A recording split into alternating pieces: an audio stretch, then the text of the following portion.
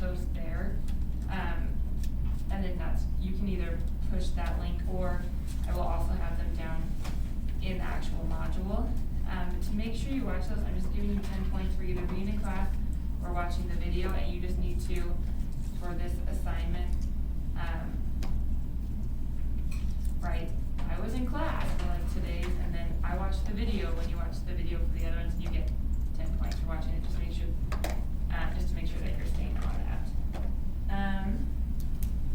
This week, I think I was more organized this week because I put little links in the weekly overview, so you can actually like click on the assignments there, which is kind of nice. You'll be like, oh, I need to do my diction practice assignment, so you can just click on that, and then it will pull up like that assignment, so that way you can just kind of go through that checklist. I think there was only like 1 or 2 things that I couldn't actually put a link to because I don't know why Canvas sucks, but for the most part, you can just click down this list. So, gonna go over any questions you had about your week 1 stuff first. Did anyone have questions on assignments that you weren't able to navigate? Yes. I just had a question about your like word policy. Yeah. I have to remember like 7 of those, and I can't keep them straight. In like a typical year, it's like if it's not due, if it's not printed on the day it's due, then it's late. I don't know that the district will let any teacher uphold a late policy this year, but I would not take that as like the opportunity to do nothing, because then you're gonna be screwed. Like you're not gonna get good grades, because at the end of the term, then you have to like try and get it all in.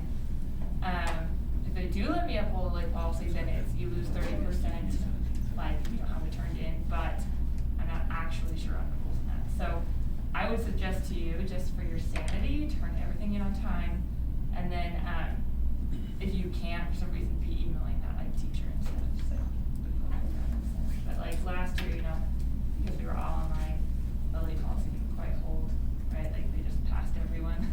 So Well, yeah. What about like teachers that take a couple minutes late on campus? You're fine. So just do your best to stay on top of things. But I realize, as I keep saying, this year is an unprecedented year, right? Hello. Hi. Sorry I'm late. How dare you? Okay. Any other questions about week 1 stuff? So wherever you sit, just write down. Okay. So today, we are going to talk about the story "Shooting an Elephant," which you should have read. Did you guys read that? All right. Good. All you have to do is read it. So if you didn't read it tonight for the rest of the assignment. But make sure that you're following what you need to do. Can you give us a synopsis then about what "Shooting an Elephant" is about? That's buddy God, you go over here and teach me. Okay, good. Yeah, pretty in U.S. terms. So there's this guy, his name is George Orwell. He wrote the book 1984. Have you guys heard of that? Mm-hmm. So like Big Brother's watching you, and very creepy. So he, in his real life, right, not like this 1984 book, he lived in,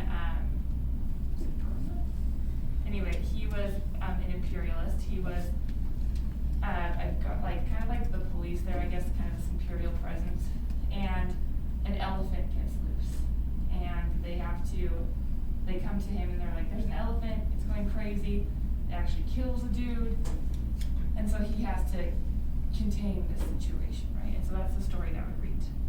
So today, we're going to look at diction using this. So last time, we talked about the rhetorical triangle, right? We reviewed that. Pull out, do you have that paper with you? If you don't, just pull out another piece of paper, but if you've got that paper, I'll maybe pull it out.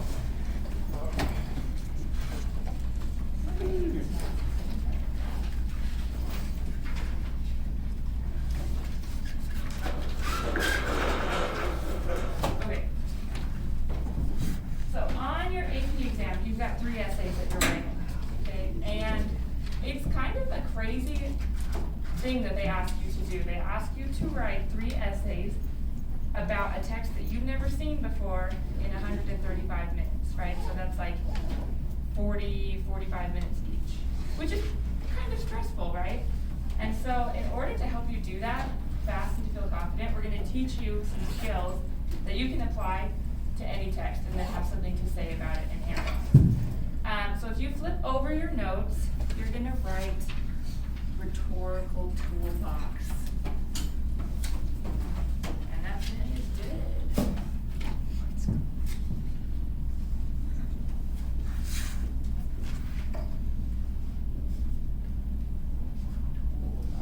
Okay, so we're going to help you remember some tools. Especially this term, we're gonna teach you a lot of tools that you can just apply to any text to help you have something analytical to say, right? This essay, the analytical essay, is probably the easiest of the three. And I guess last year this is the only one that they had students do on the AP exam because they changed it. So it's very important because if something happens to the exam, this will probably be the only one on it. So you want to be very good at this. So the first tool that we can use and apply to any text is the rhetorical triangle. So you could just draw a triangle if you want as part of your toolbox. So you can always talk about what an author is doing to achieve their purpose via like pathos and logos and ethos. Like look at the appeals that he's using, right? And how the author is manipulating emotion, right? Or like what facts they're presenting or what they're portraying about their credibility. Something else that you can use is an acronym that we're going to take a few days to cover, and it's called DIDDLES. So D-I-D-L-S. I may have gone over with some of my freshmen this before. Is this, like, do you remember this at all? No, that's okay. It was very brief. Okay, and this stands for STEP. So you have diction, imagery,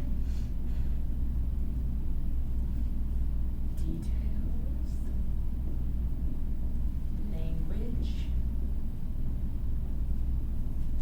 and then sentence structure. Okay. We're going to talk about each of these, but today we are only going to talk about diction. Okay, so that's what we're going to focus on today. What is diction? Who remembers what that term means?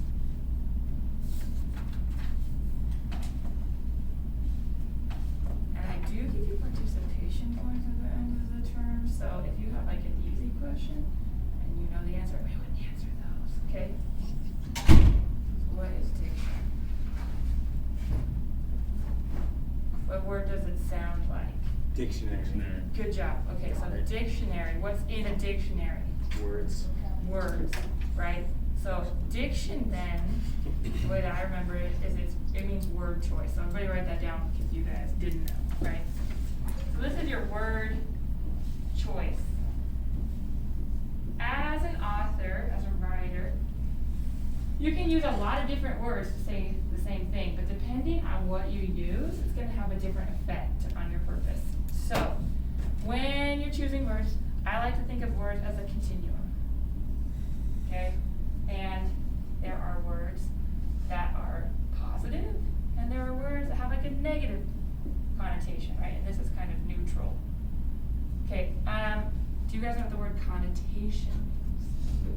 Okay, what does connotation mean?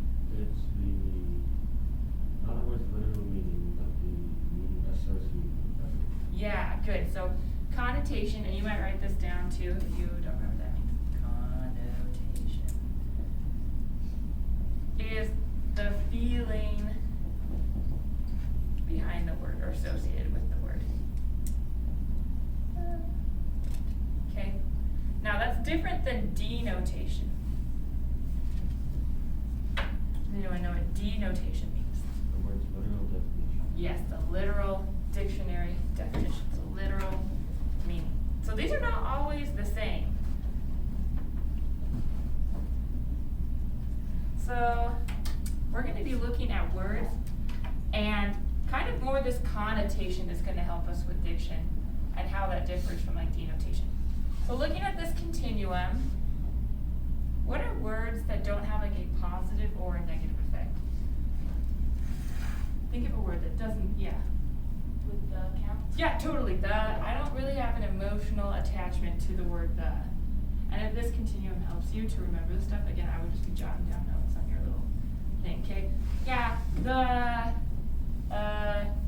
even like some nouns like road, unless I'm thinking about construction here in Utah, then I get confused, right? So, but for the most part, like there's a lot of words that don't really evoke any feeling at all. What would be a word that has a negative? Congeal. Congeal? That's kind of gross, right? So I guess you could say that. What else? Let's get another. Congeal. Disdainful. Disdainful. I love that. Okay. Well, I mean, like, I don't love disdain. Okay, disdainful. What does disdainful mean? Just, I don't know, gross, like, you don't like it, Yeah. obnoxious. Right? Yeah. Now, like, if you're like, oh, that's so disdainful, you're kind of thinking like, oh, that's like shameful, you shouldn't do that, right? You could just say, that's gross. But I feel like gross doesn't feel as bad as disdainful, right? So an author could use gross, but that has a different feeling than disdainful. In a different class, someone said like the word hate, right? Hate is a negative word, so you can put it like down here. But then you could also loathe someone, right? And which is loathe worse or better than hate? Worse, right? So I'd put it kind of down here, right? Loathe. Abhor, that's kind of a super negative word too, right? Meaning, dictionary definition, the same thing. You don't like that person, right? But where it falls on that continuum, it's more negative or less negative, right? And of course there are positive stuff too, right? But like, who talks about positive stuff in 2020, right? So when you are reading a text, you're gonna ignore words for the most part, like words that don't really evoke feeling, but you're gonna look for those words that have a lot of emotional impact on you as a reader, because those are helping to create the tone of the piece. And what did tone mean? We talked a little bit about last time. Yes. Kind of like your attitude, like how you say it. Yeah, right? So it's like, as an author, I have feelings about what I'm writing about, and I have feelings towards my audience, and so I'm trying to convey that tone to my audience, and often I do that by my diction. So diction also contributes to tone, right? And these words, if you've got a bunch of negative words, that's creating a more negative tone, right? If you've got someone talking about unicorns and rainbows, right? It may be a fantastical tone, okay? So, to help us kind of practice this on Canvas, there is an assignment called Diction Practice Assignment. So if you guys will go to Canvas, go to the weekly overview. You're gonna pull up this assignment that says Diction Practice Assignment. Does anyone not have their Chromebook today? I have a form, like, I just need to go turn it in and I can Okay. get one, but. Okay, for now, why don't you just kind of, I'll chill. don't Charlie touch here. him, but like, you know, Of course I if won't you can touch share, him. right? Yeah. I'm sure you're not touching each Maybe. other outside. It might be hard not to. Yes. Yeah, I swear I tried mine last night, but It's it's so hot, Charlie. Yeah, you can, you can probably just sit over there though, because that's like where the outlet is, but you can borrow this. Chair.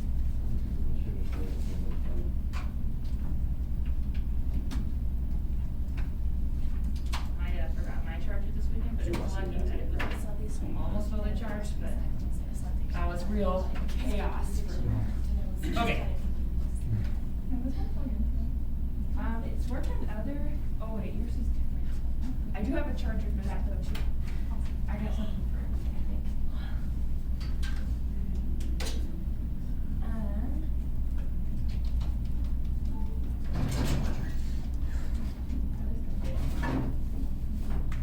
I like this one, just like a little circle thing. What is it next, kids? Okay, so what we're gonna do is, there is a short passage right here. It says, well, it's by this guy named Garrison Keillor, who's kind of like a comedian. And you're gonna answer 2 questions about this passage.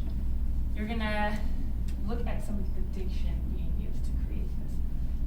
So it says, most men wear their belts low here, there being so many outstanding bellies, some big enough to have names of their own and be formally introduced. Those men don't suck them in or hide them in loose shirts. They let them hang free. They pat them. They stroke them as they stand around and talk. So this passage is talking about these guys who have these guts, right? And they use some interesting words to talk about these bellies. So the first question asks, what is the usual meaning of outstanding? So if I were you, where I think you have to push the submit button for the text entry to show up, right? Am I wrong? Does it still have the assignment instructions above? Yeah. Perfect. So you're just gonna answer these as we go and then turn them in at the end. So, what is the usual meaning of the word outstanding?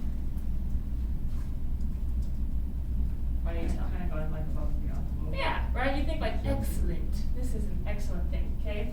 Now, what is the meaning here? Does it mean excellent bellies? It means standing out. It means they literally stand out, right? So this is a pun. You're taking the literal meaning of the word, but you're making a funny of it, right? So in one way, this is saying that they are literally fat and standing out, right? And in the other way, they're these are excellent bellies. So what does this pun reveal about the attitude of the author towards his subject?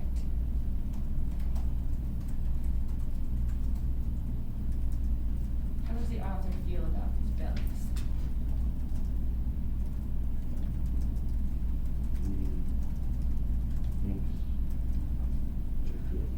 He thinks they're good. This is meant to be kind of a fun piece, right? So his attitude is comical, right?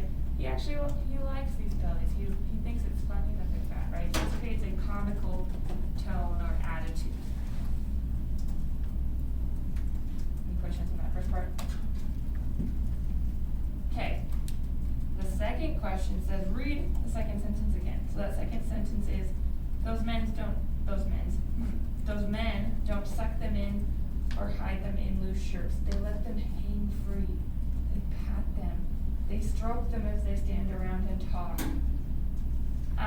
How would this level of formality change if we change suck to pull? So how is that different? If we take the word suck out, instead of saying they suck them in, we say they pull them in.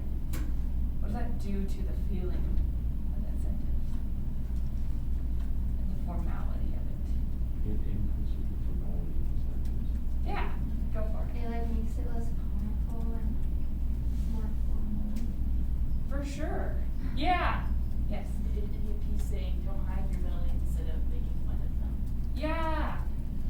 There's also just a more the way words sound also can attribute to the text, and suck just sounds so much better than pull in the way that he's trying to write it, I guess. So suck just works a lot better for me in that instance. Yeah. Absolutely. When you think of the word suck, what do you hear? I feel this feeling, and that's funny. You're and the word suck is just funny. You're you suck. I don't know. Maybe you shouldn't say that to people that are nice. Maybe I'm gonna get fired because I'm recording myself. But that's a funny word. Because you're I pull in my belly. All of a sudden, he's not proud of this gut, right? It's not funny anymore. It's I'm embarrassed and ashamed of myself. So that word suck really does add to the meaning and the comical feeling of this piece. Or if we change let them hang free to accept them, what does that do to the sentence? Yes. Kind of more freeing a little bit. When you say let them hang free, you're this is just all in, I'm all out. And accepting them is kind of ending it a little bit. Okay. Yeah. What else? What else does this do? Huh? By saying let them hang free, it's almost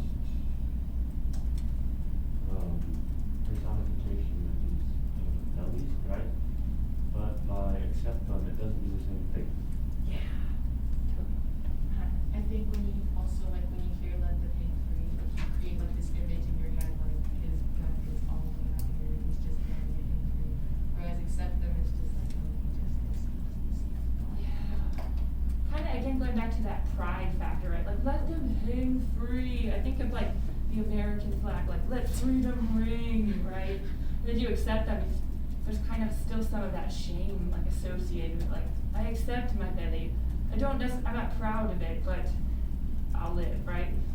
So it's funny, all of those words just kind of create that comical feel. The diction is adding to the purpose, which is to kind of mock, but also embrace their imperfections, right? Any questions on that before, if you're done answering those questions, you can just push submit, turn it in. Okay. Now what I want you to do, once you've got that turned in, we're gonna start looking at shooting an elephant. So if you haven't read it, you're okay for today, but if you come next class and not having done the assignment, then you really will start to fall behind. So I've been kind of nice these first few days, but you don't wanna get steamrolled by continuing this behavior, right? So if you click on the soapstone organizer for shooting an elephant, there's a Google Doc there that will then just be pulled into your Google Drive. If you already read it, I think you've already done this. Like it's already pulled it in there, so you can just open it in your Google Drive. But if you click on the little blue link above, then you've got this. So last time you were just supposed to read it, so you came with like an idea of what it was. If you didn't, you might just feel a little bit more lost, but I think you can still survive. So today, we're going to annotate specifically for sentences that create like a shift in tone. So if you're reading along and all of a sudden it's writing in a way that feels different than the rest of the piece, you want to know that. Things that sound global and noble. So if he's talking about, and I went up to the elephant, and then all of a sudden he's like, I thought about the purpose of life. Like that's going to be a shift in tone if he pulls himself out of the story. And you should know that anytime that you're reading a text and the author pulls himself out of the story, you want to pay attention to that because that can often tell you what the purpose is of the piece. And then in the margins, so for this, you can, if you hate doing stuff on the computer, you can print it out and just upload a picture if you want, if that's easier for you. But if not, what you can do is you're going through and you're marking like tone words, you can just highlight them. So like with my little cursor, you guys would probably know this, but I'll go over it anyway. Hated, I might be like, okay, all of like the super negative tone words, I'm gonna mark in red, okay, and go through. And then beyond just highlighting though, you want to start writing like on the side what that's causing you to think, what that's doing for the piece. So you want to add notes too. So maybe, I always usually start by like looking at patterns of words because patterns are really important to understanding what is going on because people who make patterns are not doing it by accident. Authors not like accidentally writing a ton of words that have to do with hate. They are doing it on purpose. And you can just trust me on that because I always have students be like, how do you know he's doing that on purpose? Well, they just are. Like they are trying to create a purpose and they're very deliberate in the words that they choose, okay? So I would kind of create like a little key for yourself, like red means like hate, and then like yellow is words that have to do with nature or whatever it is, like as you're going through, but you're marking patterns of words and you're looking for those words that create a lot of emotion. So you're ignoring words like the and whatever, but looking for those words that create a lot of emotion. And so, yeah, I think Mrs. Van Orden calls them loaded words, right? They're words with a lot of feeling behind them. So I'm going to read through this first page, and what I want you to do as I'm reading through is just to mark those words that are loaded, right? Whether they're on the positive side of the scale, the negative, okay, but you're going to mark them and then we'll talk about it, okay? So, in Moulmein in Lower Burma, I was hated by large numbers of people. The only time in my life I have been important enough for this to happen to me. I was subdivisional police officer of the town, and in an aimless, petty kind of way, anti-European feeling was very bitter. No one had the guts to raise a riot, but if a European woman went through the bazaars alone, somebody would probably spit beetle juice over her dress.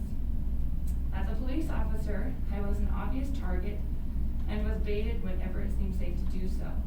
When a nimble Burman tripped me up on the football field, and the referee, another Burman, looked the other way, the crowd yelled with hideous laughter.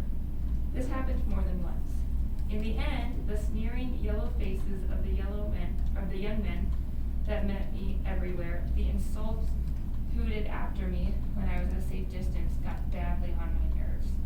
The young Buddhist priests were the worst of all. There were several thousands of them in the town, and none of them seemed to have anything to do except stand on the street corners and jeer at Europeans. Okay, maybe I'll stop there. So what words did you guys mark as we went through? Yes? My computer's having trouble getting it says I'm the authorized, and I've tried doing it like 4 times. It's having trouble. I've already read it, so I kinda know what's going on. Okay, did you already like push on it before and upload it to your Google Drive when you were reading it? So go to your drive. I should like that because I'd be Because he says that. Yeah, try and see if it's in your Google Drive first and then it'll look there. Yeah, so what words did you guys mark as loaded words? Yes. I watched the word only, this is like the only time in my life where I don't know, it kinda just like gives emphasis on like, this has never happened before. I don't know. Yeah, I think that whole phrase is pretty important, right? So diction can be like one word or maybe like a couple keywords, right? So I think that's interesting in the fact that this is the only time he's been important enough for this to happen to me. And what was happening to him? He was hated, right? And why is he hated? Because of the Yeah, right? So he's this guy, this imperialist, and imperialism is when one bigger country decides to take over another country, but they make it seem like, oh no, it's like a friendly relationship, right? But really, they're just like bossing these people around.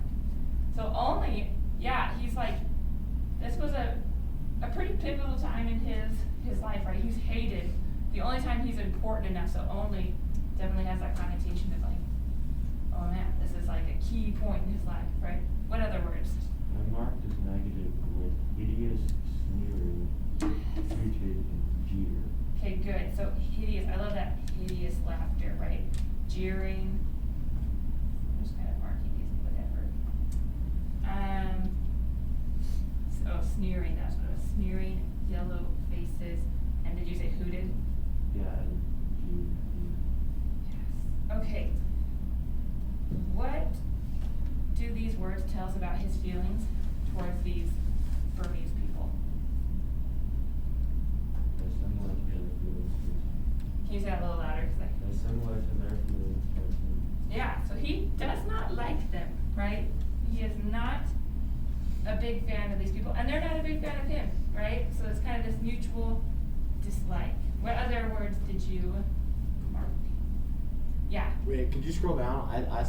Did we already get jeer at the end? Jeer at no. Europeans, yeah. I think Perfect, that's a pretty yeah. good one. So jeer kind of goes along with those feelings, right?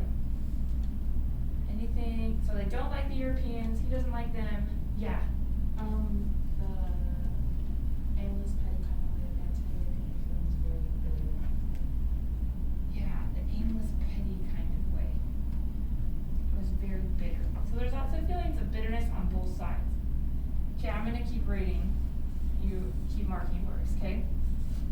All this was perplexing and upsetting, for at that time I had already made up my mind that imperialism was an evil thing, and the sooner I checked up my job and got out of it, the better. Theoretically, and secretly of course, I was all for the Burmese and all against their oppressors, the British. As for the job I was doing, I hated it more bitterly than I can perhaps make clear. In a job like that, you can see the dirty work of the empire at close quarters.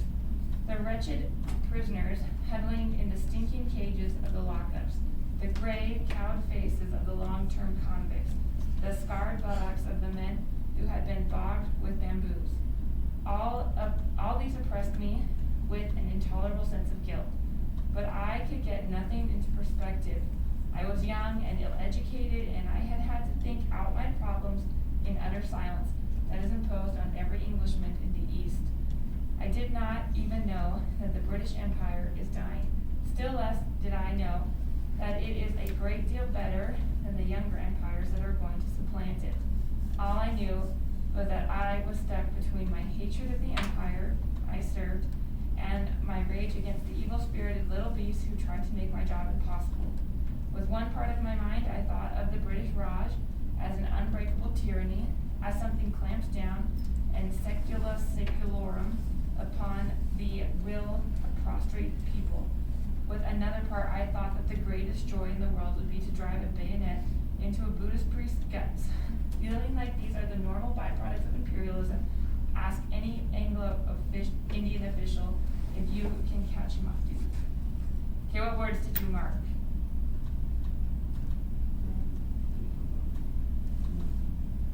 Yes. The whole, all I knew was that I was stuck between hatred of the empire and like that whole sentence. Okay. Just has like a lot of hate and like this anger. Yeah. So right up here, I didn't know, all I knew is I was stuck between my hatred of the empire and then the little beast. Okay, that kind of gets at some of his purpose, right?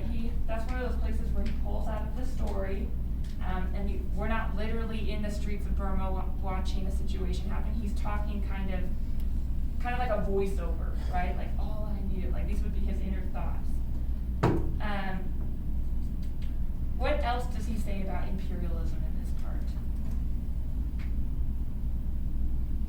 He calls it unspeakable purity, Yeah, an unspeakable. which is extremely He calls it an evil thing up here, an unspeakable tyranny. Where is that? just down there. Right under that. Right under the blue part. Perfect, thank you. An unbreakable tyranny. Something claps down in secula seculor. That's like Latin right there, right? And what that means is just like it's inevitable, an inevitableness, right? Yes. Would something negative be like the drive a bayonet into the priest's guts? Would that count? That definitely is not positive, right? So the fact that he wants to stab these people, he's like, I thought that the greatest joy in all the world, right? He hates these people, and yet, what else does he hate? His what? The people he works for. So he hates the people he works for too, right? He hates his boss, which is England, telling him to take over his thing, but he also hates the people that they've taken over. And that's getting at his purpose, right? He's talking about imperialism, how it's this thing, but it puts you in the middle, right? And he says that if you ask any Anglo-Indian official, he's gonna feel like that. It's normal to feel like I hate my home country for doing this, but I also hate the people I'm watching because they heckle me all the time, right? So that's one of those places where he pulls out and is talking over things. Yeah. I didn't highlight the part about driving a bayonet into the beast's guts, mainly because I almost feel like it's not the word choice thing, but Like an just imagery the thing. subject thing. Yeah, okay, so you could say like, okay, word choice wise, there's not just like one word, but it is kind of, we'll talk about imagery next class, so you could say, yes, that's like an image in there. But the fact that he calls it joy, you could talk about, that's kind of ironic that killing someone brings him joy, so you maybe mark joy. And guts is funny. Yes. So like in this sense, it's like this is a negative sentence. So in this sense, would it make the word joy, which is a fairly positive word, negative? I think so. I think like, it's definitely ironic, right? And you would want to notice that. You're like, this is a pretty negative situation, but then what light does it cast on joy? That this is kind of a maniacal, crazy kind of joy, right? And again, we see like a lot of juxtaposition, right? We see, oh, like I work for these people, but I hate them. But I also hate the people, so there's like all of these contrasts, and that's another one in one sentence. You're looking at the joy that is created from a terrible thing. Okay. Anything else you want to say about that section? Yeah. Near the top of the second column, he says, I hated it more bitterly than I can perhaps make clear. Okay, yeah. So I hated it more bitterly than I can perhaps make clear. That's pretty strong language, right? Those are definitely loaded words. Anything else you guys marked? Yeah. When you talked about the prisoners, I would just describe wretched prisoners huddling in the stinking cages of lock at the gray coward faces of long. Am I highlighting this all on yours? No. Is it happening? No, okay, good. Because I was like, oh no. Okay. Yes, all of those. And those, how does that make us feel towards the prisoners?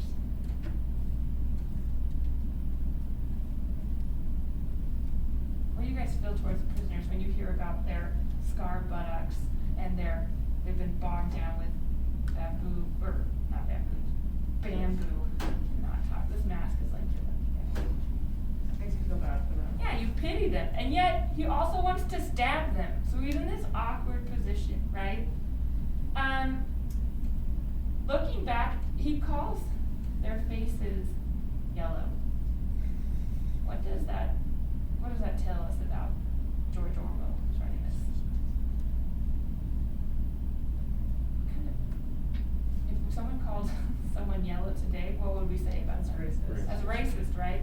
So it's creating kind of these racist feelings in him too, right? He's like, sees them as very different, and we'll see him call people these terms like throughout the rest of the story. Other things that you notice. Okay, so what I want you to do, with someone next to you,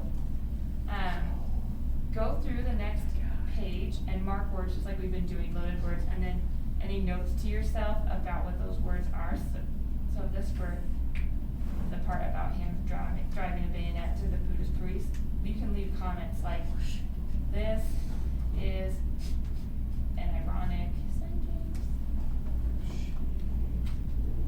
because it talks about joy for something terrible. Okay. Anyway, so you can make little notes to yourself too. That make sense? So probably like you two, and then if you, do you have any charge? Okay, cool, then you can kind of sit over here. Okay, I also want to check out to you your books. So maybe we'll do this together, and then I'll talk you through your homework and stuff, and then I'll be checking out your books for you. Okay? So go ahead and talk to the people next to you, go through just like we've been going through, and mark any loaded words, okay?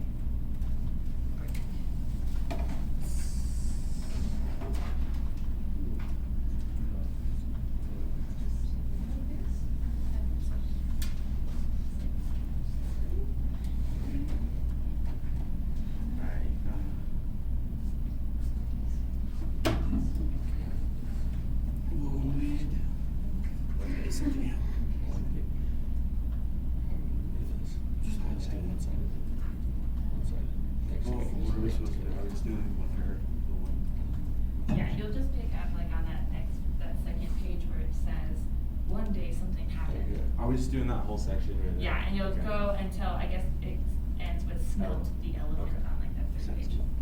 Okay.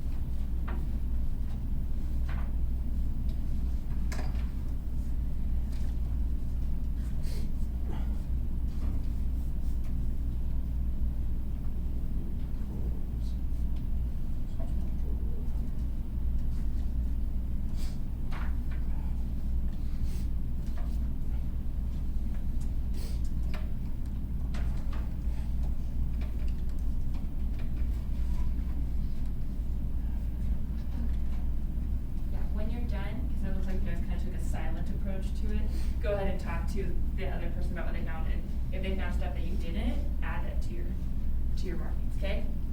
So I should hear chatting among you. Alright, Michelle, what are we highlighting?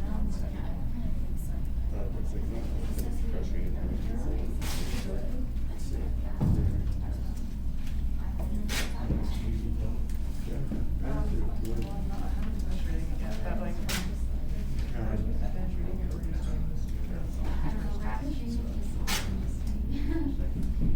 Or like, that's like, okay. Okay, just kidding, but I'm finished.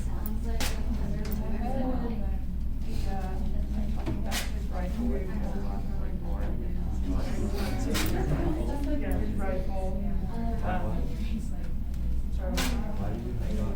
Cause he was talking about, and two small would kill an elephant. I thought that was interesting, but I thought that might be useful. There's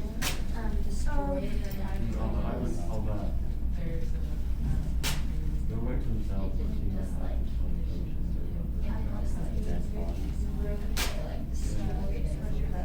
I highlighted your spotted, ravaging through the snow, and destroying surrounding the killing town, ready to reach those powers and stuff. There was a very good squalid thing movement.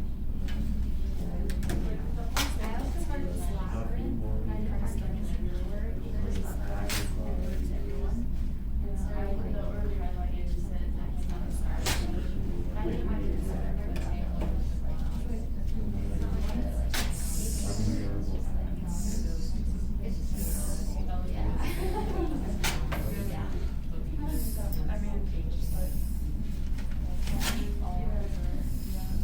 I highlighted this, never tell me by the way, that a person looks peaceful. Did you read it?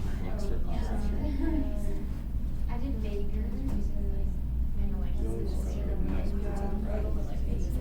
I'm still trying to go through and find some more stuff. It's up there. It's so long. It's up I read this one.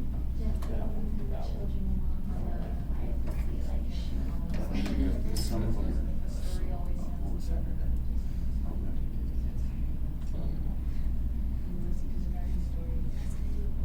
I think those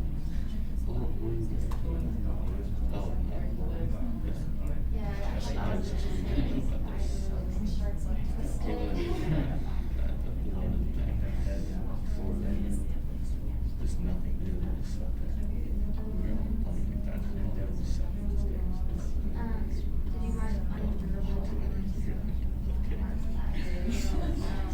I hate having to implement like that thing.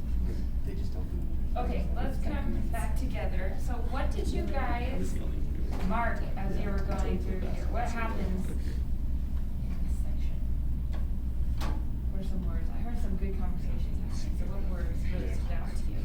Yeah, Laura. Well, the first thing I highlighted was enlightening, because that's kind of like a positive word, which is kind of weird, because he's kind of negative this entire time. Yeah, so it should stand out to you, right? Like this is gonna be a critical event, whatever's happening. I love that. Yes. He's saying it's enlightening, that I find that interesting. Yeah, it's oddly positive. That's like he is talking about escaped elephant.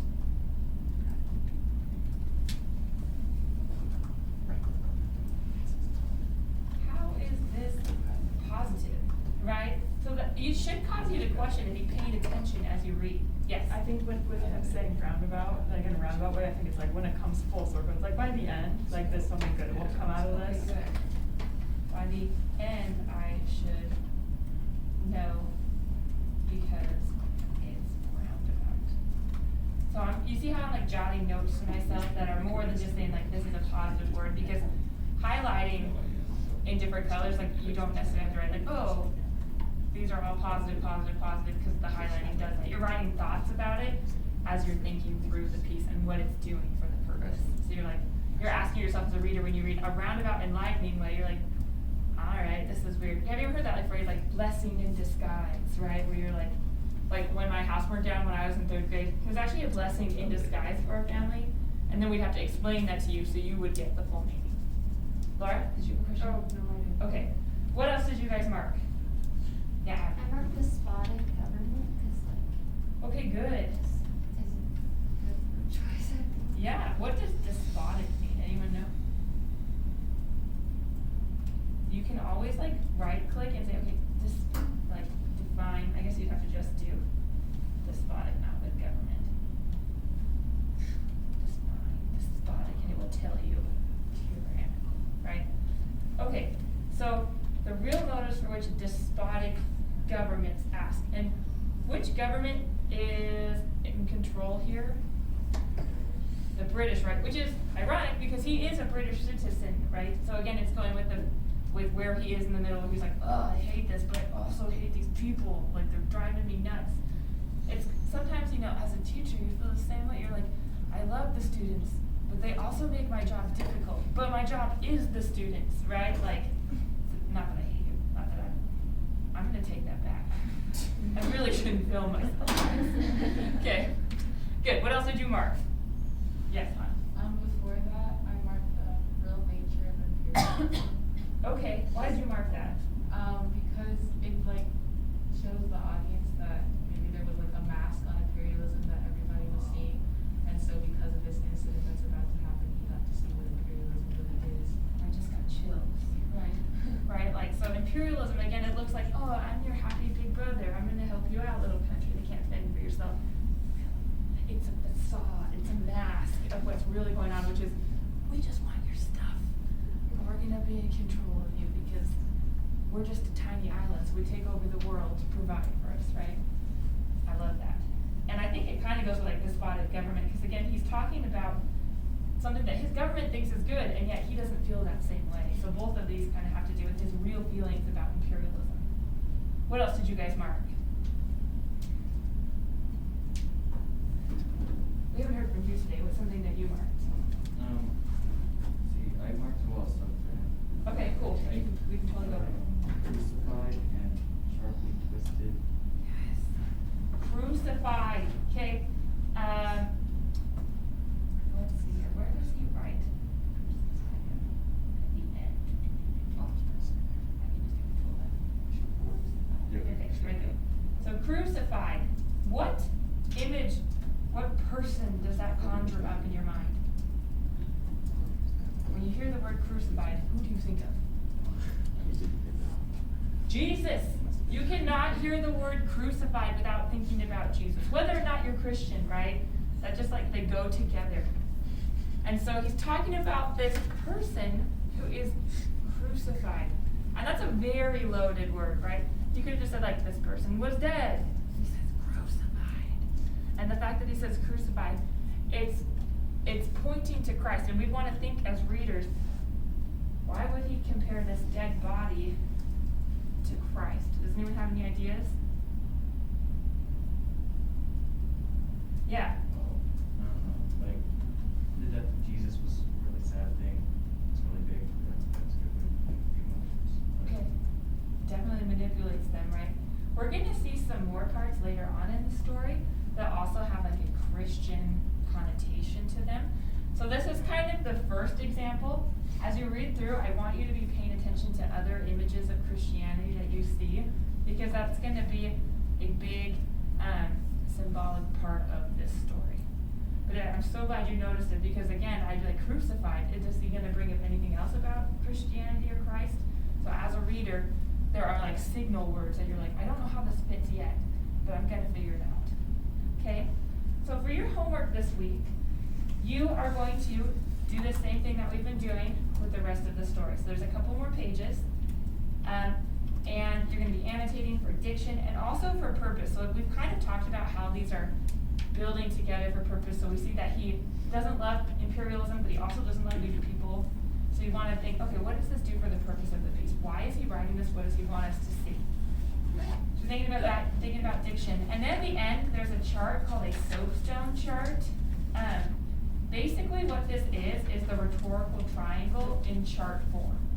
So the subject, right, the, what you're writing about, the occasion, the audience, the purpose. So you're gonna answer these questions in these boxes, and you'll bring it next time. AP really likes this chart, so that's why we use it. We won't use it like all year, but I think it's a good practice to start thinking about some of these things, okay? So you'll do that. I'm gonna go back to the weekly overview to show you what else you're gonna be doing this week, and then also for the class that we're missing, right? So, so you're doing that. So tomorrow, I will have another, like the other half of this class, and you're gonna need to watch that video because we'll be building off of what we did today. So today we talked about diction. In that class, we'll talk about imagery and details. So you need to watch that, and you'll need to indicate on Canvas that you did. I would, if I were you, you can listen to it on double speed. You can skip, like you can fast forward through parts where the class is just doing something and I'm not instructing. In my master's program, I put all of the videos on double speed, right? So do not feel bad about doing that. As long as you understand what's going on, you might have to like back up if you go too fast, right? But I think that will be easier for you than me creating a bunch of like online videos that you have to watch. Like it will take less time. I will have to give you so many assignments, you can just like watch it, right?